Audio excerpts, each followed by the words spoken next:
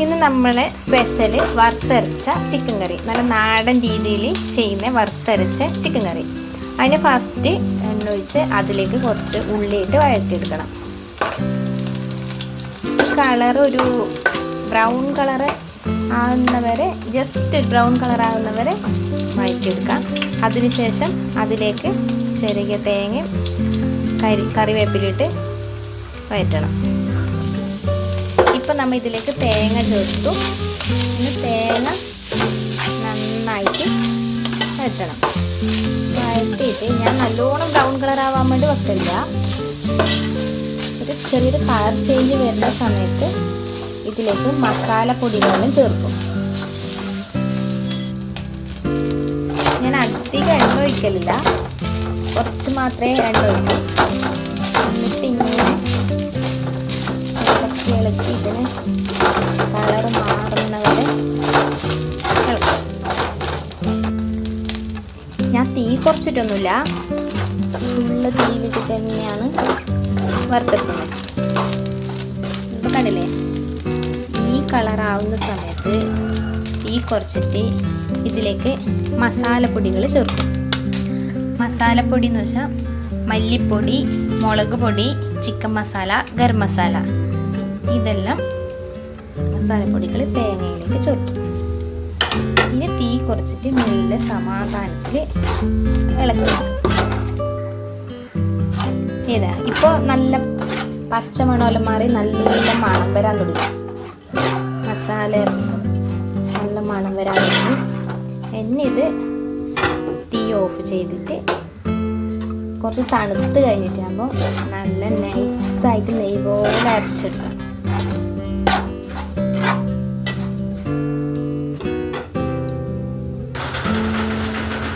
വറുത്ത തേങ്ങ നെയ്യ് പോലെ അരച്ചെടുത്തിട്ടുണ്ട്.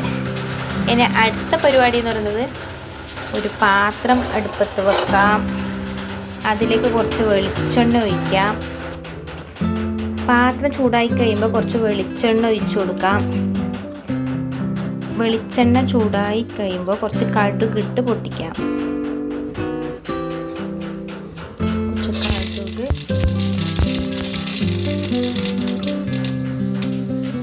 കുറച്ച് കറിവേപ്പില, അതിന് ശേഷം കുറച്ച് ഉള്ളി ഇടാം. എന്നിട്ട് ഉള്ളി നന്നായിട്ട് വഴറ്റാം.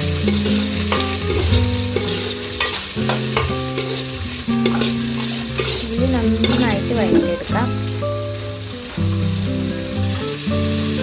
ഉള്ളി നന്നായിട്ട് വഴറ്റിയെടുത്തതിന് ശേഷം ഇതിലേക്ക് വെളുത്തുള്ളി, പച്ചമുളക്, ഇഞ്ചി പേസ്റ്റ് ചേർക്കണം. എന്നിട്ട് നന്നായിട്ട് വഴറ്റണം. ഉള്ളി കുറച്ച് കളർ മാറണം. അതിനുശേഷം മാത്രമേ ഇഞ്ചിയിലിടാൻ പാടുള്ളൂ. ഉള്ളി വഴറ്റി കഴിഞ്ഞതിന് ശേഷം വെളുത്തുള്ളി, പച്ചമുളക്, ഇഞ്ചി പേസ്റ്റ് ഇടുക. എന്നിട്ട് നന്നായിട്ട് വഴറ്റണം.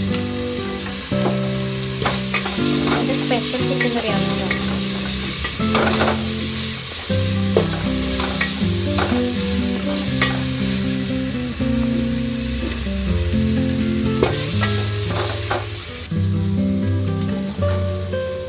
അതിനുശേഷം തക്കാളി ഇട്ട് വഴറ്റുക. നന്നായി വഴറ്റണം. തീ കുറച്ച് കുറക്കണം. തീ കുറച്ച് തക്കാളി കൂടി ഇതിൻ്റെ കൂടെ ഇട്ട് കുറച്ച് വഴറ്റുക.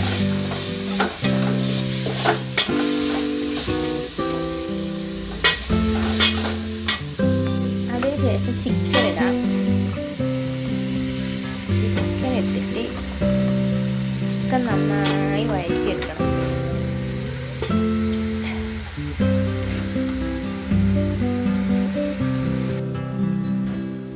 ചിക്കൻ വഴറ്റിയതിന് ശേഷം ഇതിലേക്ക് കുരുമുളക് പൊടിയും മഞ്ഞൾപ്പൊടിയും ചേർത്ത് കൊടുക്കാം.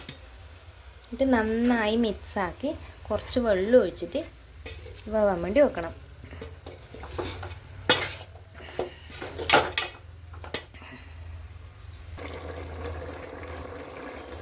കുറച്ച് ഉപ്പും കൂടി ഇട്ട് കൊടുക്കാം. ഉപ്പിൻ്റെ കാര്യം പറയാൻ മറന്നുപോയി.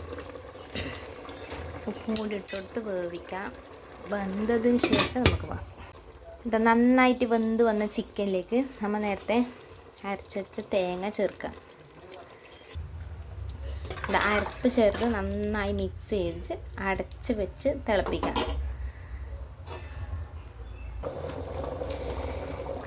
അപ്പം നമ്മളെ ചിക്കൻ കറി റെഡിയായി. നല്ല നാടൻ രീതിയിൽ തയ്യാറാക്കിയെടുത്ത് ചിക്കൻ കറി തിളച്ച് കഴിയുമ്പോൾ ഇറക്കി വെക്കാം. ഞാൻ പിന്നെ മല്ലിച്ചപ്പ് ചേർക്കില്ല, എനിക്ക് മല്ലിച്ചപ്പിൻ്റെ സ്മെൽ ഇഷ്ടമല്ല. അതുകൊണ്ട് ചിക്കൻ കറിയിൽ മല്ലിച്ചപ്പ് ചേർക്കില്ല. ചിക്കൻ കറി റെഡി. അങ്ങനെ ചിക്കൻ കറി റെഡിയായി. നമുക്കതിന് അടുത്ത പരിപാടി എന്ന് പറയുന്നത് ഒറോട്ടി ഉണ്ടാക്കൽ.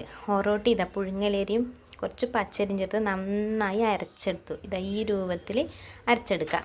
അരച്ചെടുത്തിട്ട് ഇതുപോലെ ഒരു തോർത്ത് വെച്ച് അതിൻ്റെ മേലെ നന്നായി പരത്തിയെടുക്കാം. നൈസായി പരത്തിയെടുക്കണം. ഇതുപോലെ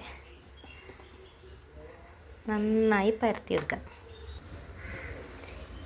ഇതുപോലെ നന്നായി പരത്തിയെടുക്കാം. ഇങ്ങനെ കൈകൊണ്ട് പരത്തിയെടുക്കുന്ന സമയത്ത് വിരലിൻ്റെ അടയാളം ഉണ്ടാവും. അത് മാറ്റാൻ വേണ്ടിയിട്ട് തുണി ഇങ്ങനെ വെച്ച് ഇങ്ങനെ ചെയ്ത് നന്നായി പരത്തിയെടുക്കാം. എന്നിട്ട് ചൂടായ ചട്ടിയിലേക്ക് ഇടാം. ഇതുപോലെ ചട്ടിയിലേക്കിട്ട് ഒരു 10 സെക്കൻഡ് കഴിയുമ്പം അതിനെ തിരിച്ചിടാം. ഇങ്ങനെ തിരിച്ചിടാം.